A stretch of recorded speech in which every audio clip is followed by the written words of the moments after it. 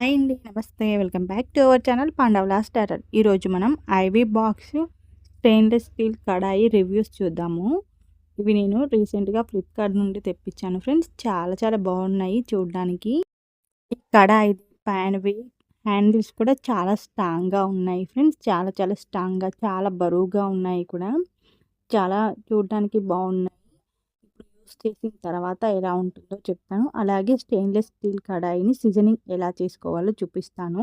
మనం Vim bar సోప్‌తో నీట్‌గా wash చేసుకున్న తర్వాత గ్యాస్ ఆన్ చేసుకొని, గ్యాస్ పైన పెట్టేసుకొని బాగా హీట్ ఎక్కనివ్వాలి. ఇలా హీట్ ఎక్కిన తర్వాత కొంచెం వాటర్ ఏసుకొని చూస్తే వాటర్ ఇలా డాన్స్ చేస్తున్నట్టుగా పొంగుతూ ఉండాలి. ఇప్పుడు వాటర్ మొత్తం క్లీన్ చేసేసుకొని ఆయిల్ మొత్తం కడాయికి మొత్తానికి ఆయిల్ అప్లై చేసేసుకోవాలి. ఇలా ఆయిల్ అప్లై చేసుకున్న తర్వాత 1-2 మినిట్స్ ఉంచితే మనం హ్యాండ్ పెట్టినప్పుడు మనకి పొగలాగా తగులుతూ ఉంటుంది. అప్పటి వరకు ఉంచేసి గ్యాస్ ఆఫ్ చేసుకోవాలి.